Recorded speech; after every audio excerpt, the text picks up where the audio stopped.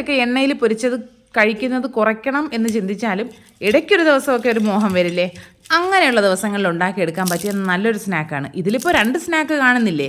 പക്ഷേ അങ്ങനെയല്ല, ഇതൊരൊറ്റ സ്നാക്കാണ്. അതിൻ്റെ കഥ ഞാൻ വഴിയേ പറഞ്ഞു തരാം.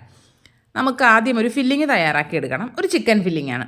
അതിനായിട്ട് ആദ്യം ഒരു പാനിലേക്ക് ഒരു 1-1.5 ടേബിൾ സ്പൂണോളം വെളിച്ചെണ്ണ ചേർത്ത് കൊടുക്കുന്നുണ്ട്. നിങ്ങൾക്ക് സൺഫ്ലവർ ഓയിൽ വേണമെങ്കിൽ ചേർക്കാൻ കേട്ടോ.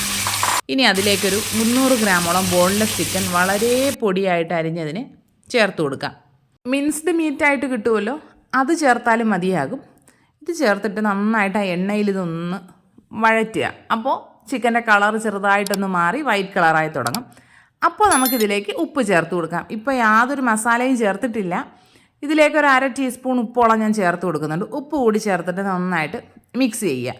ഇതെന്തോ വെള്ളം മാത്രം കുടിച്ച് വളർന്ന ചിക്കനാണെന്ന് തോന്നുന്നു. കാരണം അമ്മാതിരി വെള്ളമാണ് ചിക്കനിൽ നിന്ന് ഇറങ്ങിയത്. ഇത്രയും വെള്ളം ഈ ചിക്കനിൽ ഇത് എവിടെ ഇരുന്നു എന്ന് തോന്നിപ്പോയി. അത്രത്തോളം വെള്ളം ഉണ്ടായിരുന്നേ. ഉപ്പൊക്കെ ചേർത്തിട്ട് നന്നായിട്ടൊന്ന് മിക്സ് ചെയ്ത് അടച്ചു വെച്ചു. നന്നായിട്ടൊന്ന് കുക്കായിക്കോട്ടെ. ഞാനിത് കറി വെച്ചപ്പോൾ നല്ല വേവുണ്ടായിരുന്നു ചിക്കന്. അതുകൊണ്ടാണ് ഞാനിതൊന്ന് അടച്ചു വെച്ച് കൊടുക്കുന്നത്. കണ്ടോ വെള്ളം ഇറങ്ങിയത്? എന്തോരം വെള്ളമാണെന്നോ ഈ ചിക്കനിൽ നിന്ന് ഇറങ്ങിയത്. വെള്ളം അവിടെ ഇരുന്നോട്ടെ. നമുക്കിതിലേക്ക് ഇനി കുറച്ച് സാധനങ്ങളൂടെ ചേർത്ത് കൊടുക്കാനുണ്ട്. ഇതിലേക്ക് ഞാനിപ്പോൾ ഒരു സവോള, അത്യാവശ്യം വലിയൊരു സവോളയാണ് കേട്ടോ, മീഡിയം സൈസ് ആണെങ്കിൽ 2 എടുത്തോളൂ. ഇത് വലിയൊരു സവോള ചെറുതായിട്ട് അരിഞ്ഞതിനെ ഇതിലേക്ക് ചേർത്ത് കൊടുക്കുന്നുണ്ട്. ഇനി ഇതിലേക്ക് ഒരു ക്യാപ്സിക്കത്തിൻ്റെ പകുതിയാണ് ഞാൻ ചേർക്കുന്നത്. അത് പൊടിയായിട്ട് അരിഞ്ഞിട്ട് ചേർത്തിട്ടുണ്ട്. നിങ്ങളുടെ കയ്യിൽ ഏത് കളർ ക്യാപ്സിക്കം ഉണ്ടെങ്കിലും ചേർക്കാവുന്നതാണേ. ഇതെല്ലാം കൂടി ഒന്ന് മിക്സ് ചെയ്തിട്ട് ഇതിനെ ഒന്ന് കുക്ക് ചെയ്യാനായിട്ട് ഒന്ന് സമയം കൊടുക്കുക. നന്നായിട്ടൊന്ന് കുക്കായി ആ വെള്ളമൊക്കെ ഒന്ന് വറ്റി തുടങ്ങുമ്പോൾ ഇതിലേക്ക് നമുക്ക് ഇഞ്ചി വെളുത്തുള്ളി പേസ്റ്റ് ചേർത്ത് കൊടുക്കാം. ഇഞ്ചി വെളുത്തുള്ളി പേസ്റ്റും കൂടെ ചേർത്ത് നന്നായിട്ട് മിക്സ് ചെയ്ത് അതിൻ്റെ ആ ഒരു പച്ച ടേസ്റ്റ് എല്ലാം മാറി ആ വെള്ളമൊക്കെ നന്നായിട്ട് വറ്റി വരുമ്പോൾ നമുക്കിതിലേക്ക് വളരെ കുറച്ച് മസാലപ്പൊടികൾ ചേർത്ത് കൊടുക്കാനുണ്ട്. ഓവറായിട്ട് സ്പൈസുകൾ ഇട്ട് നമ്മൾ നിറയ്ക്കുന്നില്ല കേട്ടോ. ഇതിലേക്ക് 1 ടീസ്പൂൺ കാശ്മീരി ചില്ലി പൗഡർ ചേർക്കുന്നുണ്ട്. പാപ്രിക്ക പൗഡറാണ് ചേർക്കേണ്ടത്. അത് കയ്യിലില്ലാത്തത് കാരണം മുളക് പൊടി ചേർത്തു.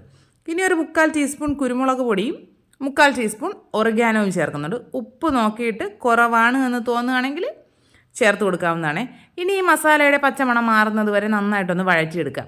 വഴറ്റിയതിന് ശേഷം ഇതിലേക്ക് മീഡിയം സൈസ് 2 പൊട്ടറ്റോ പുഴുങ്ങിയതിനെ ഉടച്ച് ചേർത്ത് കൊടുക്കുന്നുണ്ട്. പൊട്ടറ്റോയും ചിക്കനും ആ മസാലയും എല്ലാം കൂടി നന്നായിട്ട് യോജിപ്പിക്കാം. നന്നായിട്ട് യോജിപ്പിച്ചതിന് ശേഷം നമുക്ക് ഫ്ലെയിം ഓഫ് ചെയ്യണം. ഫ്ലെയിം ഓഫ് ചെയ്തിട്ട് ഇതിലേക്ക് 2 ടേബിൾ സ്പൂൺ കോൺഫ്ലോർ ചേർത്ത് കൊടുക്കുന്നുണ്ട്. ആ ഒരു പൊട്ടറ്റോ ചേർക്കുമ്പോൾ നന്നായിട്ടൊന്ന് ലൂസ് ആവുമല്ലോ, അതൊന്ന് ടൈറ്റ് ആക്കാനായിട്ട് 2 ടേബിൾ സ്പൂൺ കോൺഫ്ലോർ ചേർത്ത് കൊടുക്കാം.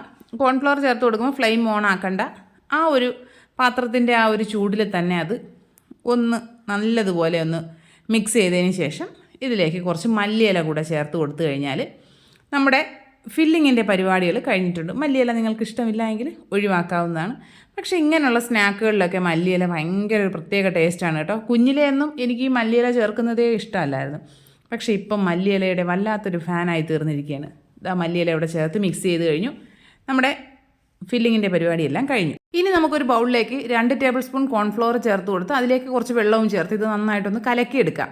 ഒരുപാട് ലൂസാക്കാണ്ട് അല്പം തിക്കായിട്ടുള്ളൊരു ബാറ്ററായിട്ട് കലക്കിയെടുക്കാം. ഞാനിപ്പോൾ ഒരു 4 ടേബിൾ സ്പൂൺ എടുത്തായിരുന്നു കേട്ടോ. അത്രയും വേണ്ട, അത് ബാക്കി വേസ്റ്റ് വരും. അതുകൊണ്ട് നമുക്ക് 2 ടേബിൾ സ്പൂൺ മതി. അത് കലക്കി മാറ്റി വയ്ക്കാം.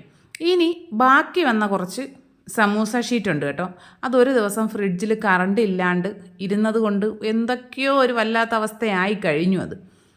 അതിനെ നമുക്ക് ചെറിയ ചെറിയ പീസുകളായിട്ട് മുറിച്ചെടുക്കാം. ഇതുവരെ എല്ലാം പെർഫെക്റ്റ് ആയിരുന്നു. ഈ സമൂസ ഷീറ്റ് അല്ലെങ്കിലേ വാങ്ങിക്കൊണ്ട് വന്നപ്പോഴേ എനിക്ക് അത്രയ്ക്ക് അങ്ങോട്ട് ഇഷ്ടപ്പെട്ടിട്ടില്ല കേട്ടോ. പിന്നെ ഈ ഫ്രിഡ്ജിൽ ഇങ്ങനെ കറണ്ട് ഇല്ലാതെയും കൂടെയൊക്കെ ഇരുന്ന് അപ്പോൾ വെള്ളമൊക്കെ അതിലെങ്ങനെയൊക്കെയോ നനഞ്ഞ് ആകെ ഒരു എന്തോ പോലൊരവസ്ഥയായി. സമൂസ ഷീറ്റെല്ലാം കട്ട് ചെയ്തെടുത്തിട്ടുണ്ട്. പിന്നെ നമ്മുടെ ചിക്കൻ ഫില്ലിങ് ഏത് ഷേപ്പിൽ വേണമെങ്കിലും നിങ്ങൾക്ക് ഉരുട്ടിയെടുക്കാവുന്നതാണ്. ഞാനിപ്പോൾ കുറച്ച് ഉരുട്ടി എടുത്തിട്ടുണ്ട്. ഇനി നമുക്ക് അതിനെ ഓരോന്നായിട്ട് നമ്മുടെ കോൺഫ്ലോറിൻ്റെ ബാറ്ററിൽ ഒന്ന് ഡിപ്പ് ചെയ്തതിന് ശേഷം ഈ സമൂസ ഷീറ്റിൽ കവർ ചെയ്തെടുക്കണം. അതാണ് ടാസ്ക്. കോൺഫ്ലോറിലൊക്കെ ഡിപ്പ് ചെയ്തു, സമൂസ ഷീറ്റിൽ വെച്ചു. പക്ഷേ അതങ്ങോട്ട് സെറ്റാവുന്നില്ല. സമൂസ ഷീറ്റും ഈ ഫില്ലിങ്ങും തമ്മിൽ വലിയ പാട് തന്നെ. ഒരു തരത്തിലും അങ്ങോട്ട് ബന്ധം വരുന്നില്ല. അവർ രണ്ടുപേരും തമ്മിൽ എന്തോ അത്രയ്ക്ക് അങ്ങോട്ട് സെറ്റാകുന്നില്ല. പിന്നെ നമ്മൾ തോറ്റു കൊടുക്കുമോ എങ്ങനെയൊക്കെയോ അതിനെ ഒന്ന് സെറ്റ് ചെയ്തെടുത്തു. അങ്ങനെ ഒരു 3-4 എണ്ണം ഞാൻ സെറ്റ് ചെയ്തെടുത്തു. മൊത്തത്തിൽ 5 ബോൾസ് ഇങ്ങനെ സെറ്റ് ചെയ്യാനുള്ള സമൂസ ഷീറ്റേ ഉണ്ടായിരുന്നുള്ളൂ. പിന്നെ എണ്ണയൊക്കെ ചൂടാക്കി അതിലേക്കൊരു പരീക്ഷണാർത്ഥം ഞാനിത് ഇട്ടിട്ട് കരുതിയത് ചിലപ്പോൾ ആ ഫില്ലിംഗ് ഒക്കെ ഒന്ന് പൊട്ടി പുറത്തേക്കൊക്കെ വരുമെന്നാണ്. പക്ഷേ അങ്ങനെ സംഭവിച്ചതേ ഇല്ല കേട്ടോ. ഒരു പൊടി പോലും അതിൽ നിന്ന് വിട്ട് വരികയോ ഒന്നും ചെയ്തില്ല. ഇതിലൊരുപാട് കുക്കാകാനൊന്നും ഇല്ലാത്തത് കൊണ്ട് നമുക്കൊരു മീഡിയം ഫ്ലെയിമിലിട്ടൊന്ന് കുക്ക് ചെയ്തെടുത്താൽ മതി. ഈ സമൂസ ഷീറ്റ് ഒരു ഗോൾഡൻ കളർ ആകുന്നത് വരെ ഒന്ന് കുക്ക് ചെയ്തെടുക്കാവുന്നതാണ്.